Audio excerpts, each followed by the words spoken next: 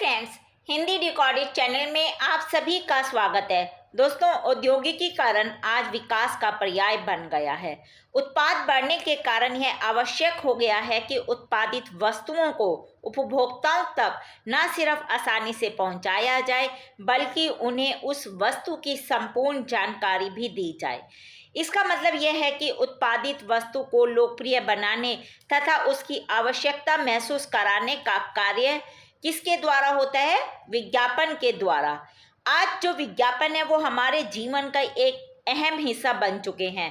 तमाम आलोचनाओं के होते हुए भी विज्ञापन हमारे जीवन स्तर को सुधारने तथा उत्पादन बढ़ाने का प्रभावी माध्यम माने जाते हैं।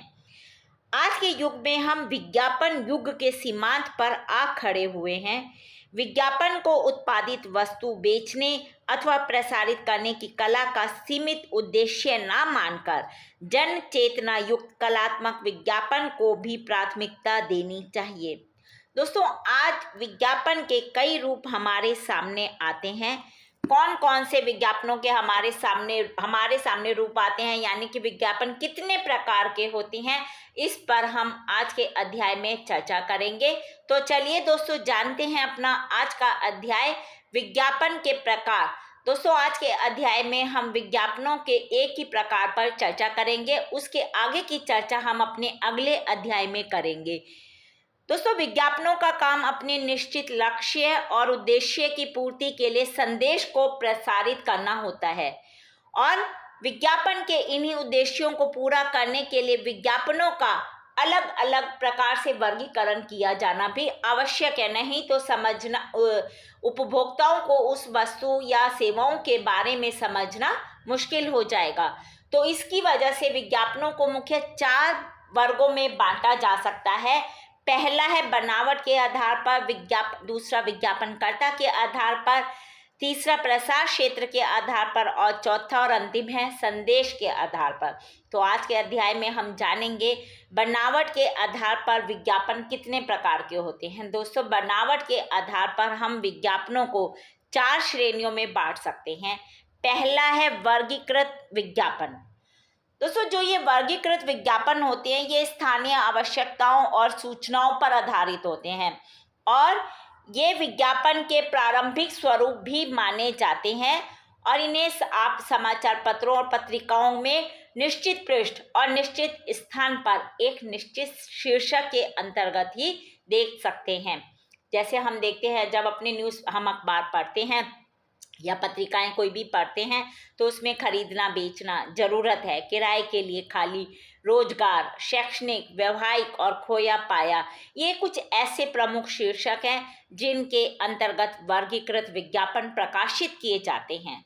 दोस्तों, जो इस तरह के विज्ञापन होते हैं, इनका मूल्य काफ़ी कम होता है। ऐसा इसलिए कि जो इनकी छपाई होती है वो हमने देखा है कि वो सामान्य होती है, और सबसे बड़ी बात है कि ये बहुत लिमिटेड यानी कि संक्षिप्त होते हैं, और अपने 3-4 लाइनों में ही इसमें जो भी बात होती है वो पूरी कह दी जाती है।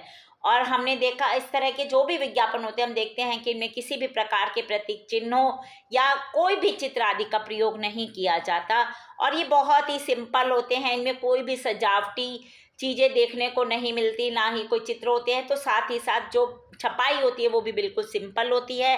सजावटी अक्षर या मोटे बॉर्डर तक का इसमें प्रयोग नहीं किया जाता। इसलिए जो इनकी लागत होती है वो कैसे तय की जाती है? जो इन विज्ञापन में शब्द प्रयोग किए जाते हैं उनके आधार पर इनकी लागत तय की जाती है।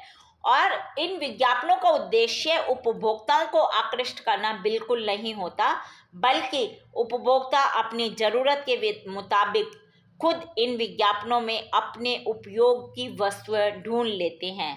और साथ ही साथ जो इस तरह के वर्गीकृत विज्ञापन होते हैं, ये विषयवार ही छापे जाते हैं। दूसरे होते हैं दोस्तों सजावटी विज्ञापन। सजावटी, जैसा कि नाम से ही स्पष्ट है कि ये देखने में सुंदर होंगे, आकर्षक, अधिक प्रभावशाली और अधिक जानकारी देने वाले होते हैं, इसलिए इस तरह के विज्ञापन काफ़ी अच्छे भी माने जाते हैं। ये सजावटी होते हैं, इसलिए इनमें प्रतीक चिन्हों, शीर्षक, मोनोग्राम या लोगो आदि का भी प्रयोग किया जाता है।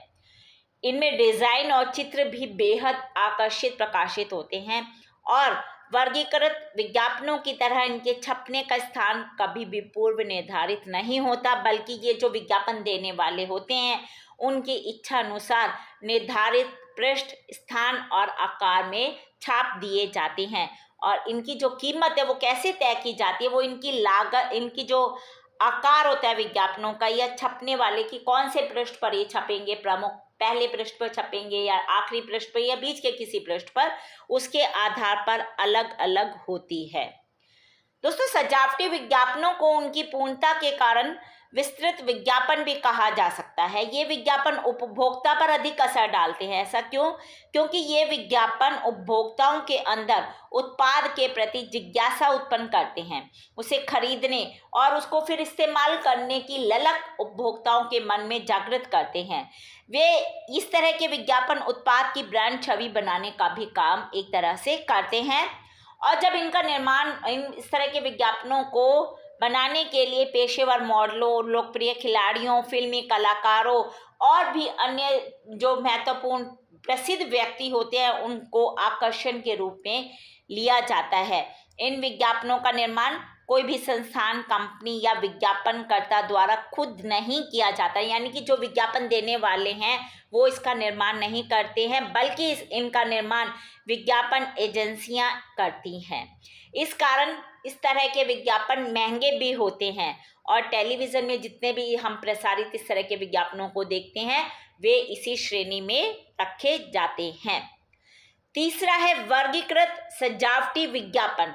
दोस्तों, ये विज्ञापन भी वर्गीकृत विज्ञापन के जैसे ही होते हैं, लेकिन जैसे हमने जाना कि वर्गीकृत विज्ञापन में हम 3 या 2 या 3 लाइनों में पूरी बात कह दी जाती है, लेकिन इनका आकार उनसे थोड़ा बड़ा होता है और इनमें सीमित रूप में विज्ञापनकर्ता का जो प्रतीक चिन्ह है या कोई भी फोटो आदि भी प्रयोग किया जाता है। इनकी बनावट में थोड़ी बहुत सजावट होती है, क्योंकि जो वर्गीकृत विज्ञापन होते हैं वो हमने जाना कि वो बिल्कुल सीधे सिंपल होते हैं, वो उनमें कोई सजावट नहीं होती, कोई मोटे बॉर्डर का प्रयोग नहीं होता, लेकिन इनमें थोड़ी बहुत सजावट की जाती है और इन विज्ञापनों के लिए भी प्रायः पृष्ठ और स्थान निर्धारित होता है। और जो ये वर्गीकृत सजावटी विज्ञापन होते हैं, इस तरह के विज्ञापन ज़्यादातर मैक्सिमम स्थानीय उत्पादों के ही होते हैं। चौथा है समाचार सूचना विज्ञापन। दोस्तों, इस तरह के विज्ञापनों को एडवर्टोरियल भी कहा जाता है। ऐसा क्यों कहा जाता है? क्योंकि ये विज्ञापन का, एक तो सबसे बड़ी बात है कि ये विज्ञापन का एक अपेक्षाकृत नया रूप है और इसको एडवर्टोरियल कहने के पीछे रीज़न ये है कि इस तरह के विज्ञापन को इस प्रकार तैयार किया जाता है कि वे किसी समाचार की तरह भांति हमें समाचार जैसे ही लगते हैं और इनका प्रकाशन भी समाचारों की तरह ही समाचारों के बीच में कर दिया जाता है और इनकी जो शुरुआत है वो भी समाचारों की तरह ही होती है। लेकिन क्या करते हैं कि ये एडवर्टोरियल है, विज्ञापन है, तो इनके अंत में एडी ऐसे संक्षिप्त में लिख दिया जाता है। और इस तरह के जो विज्ञापन होते हैं एक तरह के छद्म विज्ञापन होते हैं, क्योंकि उपभोक्ता इन्हें समाचार की तरह पढ़कर उसी भाव से इन पर यकीन भी कर लेता है और उसे लगता है कि ये सब बहुत अच्छा होगा। और जो इतने बड़े विज्ञापन छपेंगे, समाचार की भांति विज्ञापन होंगे, तो और सबसे बड़ी बात है कि इस तरह के विज्ञापनों में लागत भी अधिक होगी, इसलिए ये विज्ञापन काफ़ी महंगे विज्ञापन होते हैं। तो दोस्तों, आज के अध्याय में हमने बनावट के आधार पर विज्ञापन के 4 श्रेणियां कौन सी होती हैं उस पर चर्चा की। अगले अध्याय में हम जानेंगे विज्ञापनकर्ता के आधार पर विज्ञापन कितने प्रकार के होते हैं, उनकी श्रेणियों पर, और उन पर हम विस्तारपूर्वक चर्चा करेंगे। प्रसार क्षेत्र के आधार पर और संदेश के आधार पर विज्ञापन किस तरह से होते हैं, इन पर भी हम अपने आगे के अध्यायों में चर्चा करेंगे। पर दोस्तों, उनको सुनने के लिए आपको मेरे इस चैनल को लाइक और सब्सक्राइब करना होगा।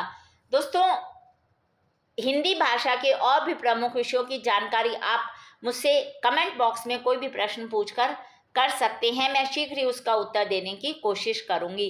हिंदी भाषा के और भी प्रमुख विषयों पर हम आगे के अध्याय में समय समय पर इसी प्रकार चर्चा करते रहेंगे, पर उसको सुनने के लिए आपको मेरे इस चैनल को लाइक और सब्सक्राइब करना होगा। धन्यवाद दोस्तों, आपका दिन शुभ हो।